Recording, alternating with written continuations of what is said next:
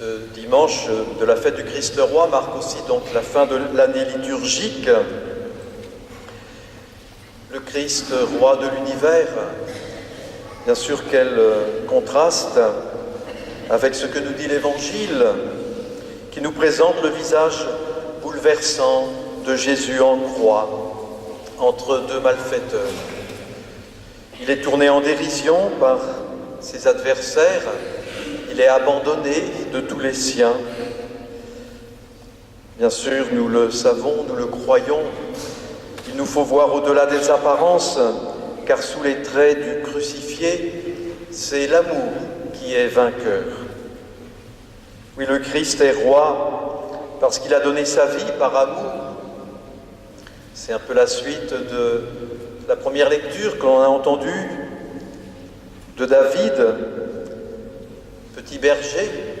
Le Christ est ce berger qui justement vient pour manifester son amour envers toutes ses brebis. Il les conduit dans des verts pâturages pour qu'elles vivent pleinement. Il est ce roi aussi qui recherche l'unité de son peuple pour qu'il vive en paix. Cette paix, saint Paul nous en parle aussi dans la lettre aux Colossiens, dans la deuxième lecture, dans cet hymne aux Colossiens.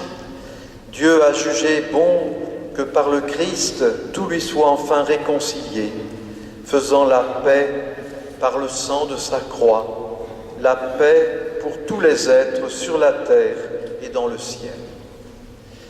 Oui, si Jésus meurt ainsi sur la croix, c'est parce qu'il a choisi d'aimer, de manifester pleinement aux hommes son amour et sa confiance en ce Dieu Père qu'il est venu nous faire connaître.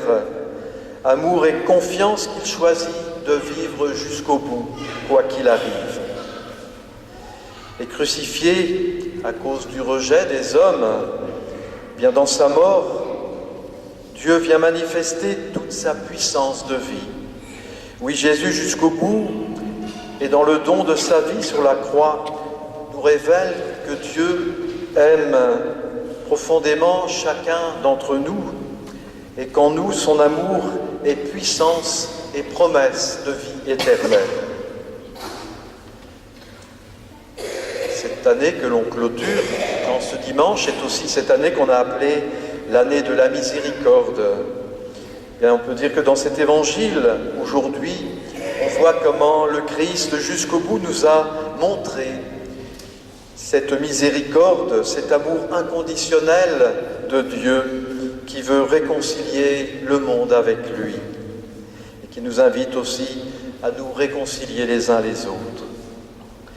Le premier à bénéficier de cette réconciliation, bien c'est le bon larron, comme on l'appelle dans l'Évangile. Quoi qu'il ait fait, bien il reconnaît sa faute et il affirme tout haut aussi sa compassion pour Jésus, cet homme qu'il sait injustement condamné. Et il ose exprimer avec force la foi qui sauve.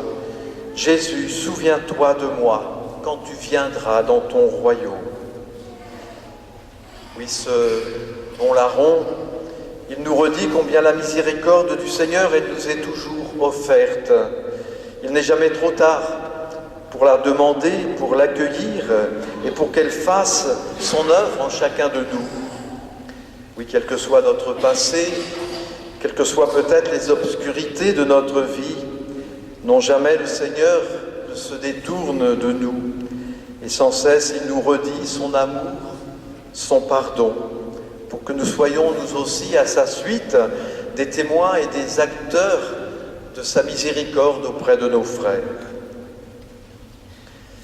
Alors peut-être qu'on peut se demander les uns les autres, au terme de cette année de la miséricorde, comment particulièrement peut-être nous avons fait l'expérience de cette miséricorde du Seigneur. Peut-être on peut se souvenir chacun d'un moment précis de cette année. Ça peut être une découverte ou une conversion de nous-mêmes. Nous nous sommes rendus plus disponibles à la parole, à l'amour du Seigneur pour nous. On peut peut-être se remémorer particulièrement un moment qui nous aura nourris et qui qui reste aussi bien sûr dans notre chemin comme un moment important. Recevoir la miséricorde du Seigneur pour nous-mêmes. Et nous avons cherché aussi ensemble, en communauté, à mieux connaître et partager les richesses que nous vivons lorsque nous faisons œuvre de miséricorde. Lorsque cette miséricorde, nous cherchons aussi à la cultiver, bien sûr, et à la vivre ensemble pour aussi l'offrir à ceux qui nous entourent. Ces œuvres, ce sont celles que Jésus révèle aux bénis de son royaume et aux bénis de son Père. On connaît ce passage de l'Évangile de saint Matthieu. « J'avais faim et vous m'avez donné à manger. J'étais malade et vous m'avez visité. J'étais étranger, j'étais en prison, j'étais en souffrance et vous m'avez soutenu, accompagné. Et tout ce que vous avez fait à l'un de ces petits qui sont mes frères, c'est à moi que vous l'avez fait. » Oui, chacune de ces œuvres de miséricorde est vraiment une porte par laquelle le Seigneur vient à nous. Il nous révèle sa présence dans nos frères et il nous comble de la force de son amour. Il fait ainsi de nous ses enfants bien-aimés et nous apprend aussi à nous reconnaître frères les uns des autres. Alors là aussi, peut-être chacun, on peut repenser à quelle œuvre de miséricorde, laquelle peut-être a été plus particulièrement cette porte qui nous ouvre au Seigneur et qui nous ouvre aussi à l'amour de nos frères au cours de cette année. Telle personne peut-être rencontrée, que nous avons accompagnée, ou tel témoignage, tel engagement, comme le font aussi un certain nombre de bénévoles dans telle ou telle association autour de nous. Parmi ces associations, bien, nous sommes invités aujourd'hui à parler, à soutenir plus particulièrement le Secours catholique, dont c'est la journée nationale de sensibilisation. Et à cette occasion, bien, le Secours catholique a publié tout un rapport sur des situations de pauvreté que vivent de plus en plus de gens et de familles dans notre société. Ce rapport, bien sûr, peut viser informer nous tous, et particulièrement aussi ceux qui ont des responsabilités dans notre société, dans notre monde, pour être au courant, vigilants sur ces situations de détresse.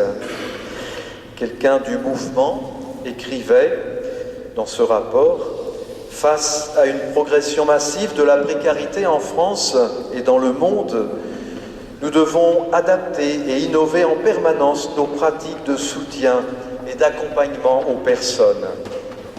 L'accès au droit à l'éducation et au travail reste une priorité de nos actions pour faire reculer les causes véritables de la pauvreté. Et pour de nouvelles familles, la précarité matérielle se double d'un isolement social. Nous cherchons à mettre en contact les familles entre elles.